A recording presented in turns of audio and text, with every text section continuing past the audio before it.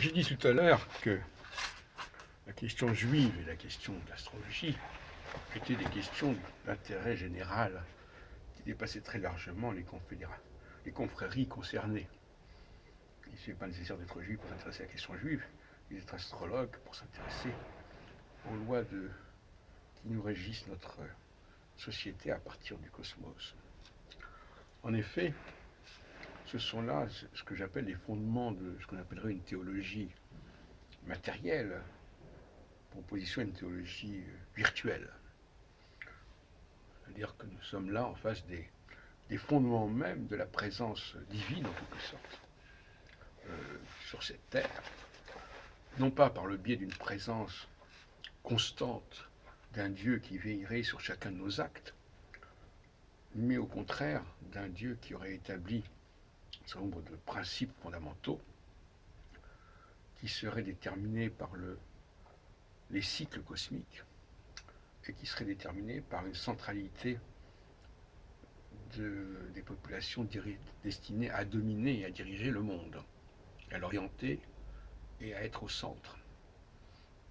Donc il s'agit là de comprendre tout simplement la mécanique de notre société, de notre univers, et par conséquent, vous comprendrez bien que c'est fondamental. Mais il faut bien comprendre une chose avec l'astrologie, et je resterai sur cette question-là, à savoir que il s'agit d'un moyen terme, il ne s'agit ni d'un Dieu hyper distant qui ne s'intéresserait pas aux hommes, ni d'un Dieu qui serait sur le dos de chaque homme, à la façon de Orwell dans la dystopie de 1984, d'un Big Brother qui veillerait à chacun de nos actes, qui nous punirait, nous récompenserait à chacun de nos actes. Mais en revanche, il s'agirait d'un Dieu qui aurait organisé en nous-mêmes une certaine structure de temps, ce qui est un peu l'esprit de la prophétie de Jérémie 31. À ce propos, je pense que la prophétie de Jérémie 31 est beaucoup plus ancienne qu'on ne le croit, et que Jérémie n'aura fait que reprendre une très ancienne prophétie, qui devrait dater de plusieurs millénaires peut-être avant l'époque de Jérémie, puisqu'elle annonce déjà justement l'instauration d'une structure cosmique, d'une structure astrologique, qui existait déjà du temps de Jérémie, et qui n'attendrait pas le temps de Jérémie pour exister. D'un autre côté, un argument qui va à l'encontre de cette thèse, c'est que c'est à partir du XVe siècle, finalement, que les Juifs sont véritablement arrivés à apporter au monde le véritable présence, déjà la présence divine en quelque sorte, au niveau non plus religieux, mais au niveau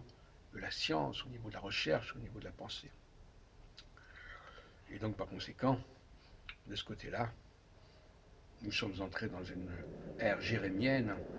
depuis en gros la Renaissance. Et c'est donc les Juifs qui sont appelés à jouer un rôle central depuis cette époque-là,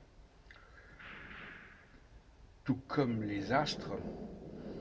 le cycle cosmique de Saturne notamment, est appelé à réguler le fonctionnement de nos sociétés. Ce que les Juifs, justement, sont appelés à expliciter. Les sciences sociales ont été fortement marquées par les Juifs, ce que j'appelle le temps de la seconde création. Et les Juifs seraient, semble-t-il, prédestinés à éclairer le fonctionnement des sociétés. Donc on voit bien qu'il y a une sorte d'échéance